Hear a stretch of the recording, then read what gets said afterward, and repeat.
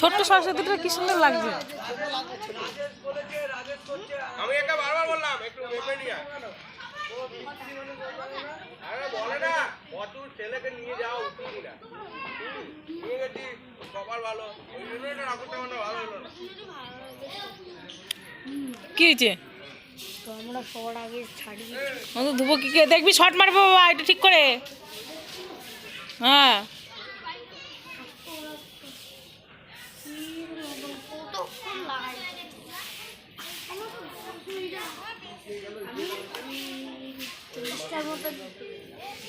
সাইডে সরে আসবি, ওরা শর্ট খেয়েছে কিন্তু সব।